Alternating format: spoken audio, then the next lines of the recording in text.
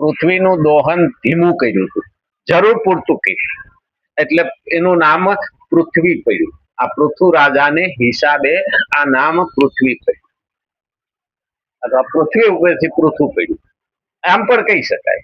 એટલે ઘણી વખત આપણે ધરતીને સાચવતા નથી, ભલે ઉપર ઝાડવા હોય પણ જ્યાં જ્યાં લાવા રસ, પેલાના જમાનામાં તો હજારો લાખો માણસ મરી જતા, લાવા રસ ફાટે નદીની જેમ વહેતો થાય ને, અને દરિયામાં ફાટે તો વચ્ચેથી ડુંગરો નીકળે.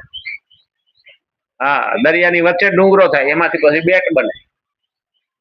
એ લાવારસ જેમ ઉપર આવતો જાય એમ ઠરતો જાય, ઠરતો જાય એમ જામતો જાય, જામતો જાય એમ પથરો બનતો જાય, પથરો બને એમ ઉપર ઉપર આવતો જાય, એટલે પાણીને બારો નીકળે એ બેટ બની જાય.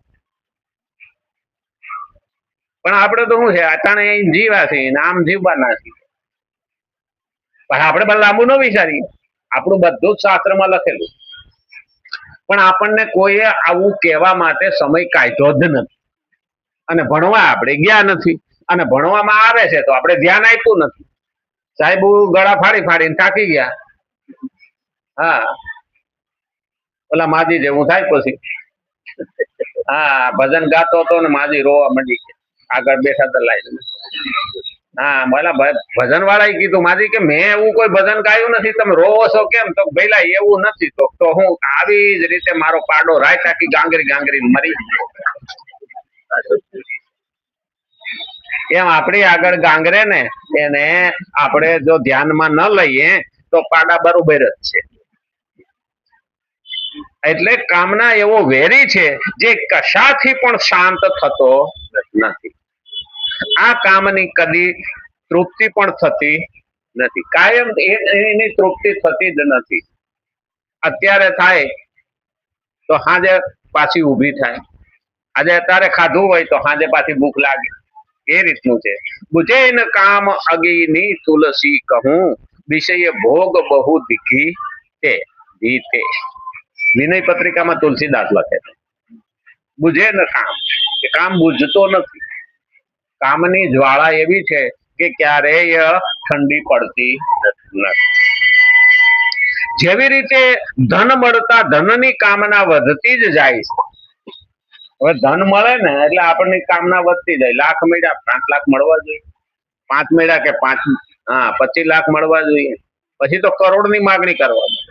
એટલે ધનની લાલસા વધતી જાય.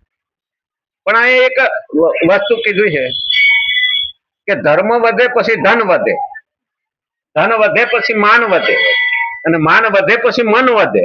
એમ વધત વધત બધું વધી જાય. પણ ધર્મ ઘટે, ધન ઘટે, ધન ઘટે પછી માન ઘટે, અને માન ઘટે પછી મન ઘટે. એમ ઘટત ઘટત બધું ઘટી. તો પેલા તો આપણે ધર્મને વળગી રહેવું પડે. ધર્મ એટલે કર્તવ્ય છે, ધર્મ એટલે ફરજ છે, અને ધર્મ એટલે ધારણ કરેલી વસ્તુ. ધારયતે ઇતિ ધર્મ. જેવી રીતે ધન મળતા ધનની કામના વધતી જ જાય, તેવી જ રીતે જેમ જેમ ભોગ મળતા જાય છે તેમ તેમ કામના પણ વધતી. ભોગમાં પણ કામના વધે. આ મળ્યું ને હજી આનાથી સારું મળવું જોઈએ. આપણે છે ને જેટલા આ પેલામાં ખાતા ગયા ને, એક સમય બહેનોને પૂછી જોજો કે પાણી ભરી આવતા શિયાળામાં ચીચણિયાથી, દોયડાથી, ગાગર કુવામાંથી કાઢે ને તો આંગળા સોલાઈ જતા. કાથીનું દોયડું હોય ને, અને એ ખેંચે અંદરથી, પછી માથે બેડા ઉપાડીને ઘેરે લાવતા. અત્યારે આમ માટલા ઉપર નળ ખોલે ને પાણી આવે તો દુખી ને દુખી. ઓલા ફરિયાદ નહોતી કરી, આની ફરિયાદ અત્યારે કરે છે. આ માટલા ઉપર નળ છે. હા, પેલા નદીએ જતા અને મેઠું ઘહી ઘહીને કપડા ધોતા. પેલા હાબુ નહોતા, લિક્વિડ નહોતા, અને એ ઘહી ઘહીને ધોતા તોય રાજી જતા ને હો વરસ દોસ્યું જીવતી. અટાણે વોશિંગ મશીન આવ્યા તો ધોવાય નથી પડતા, બોલો.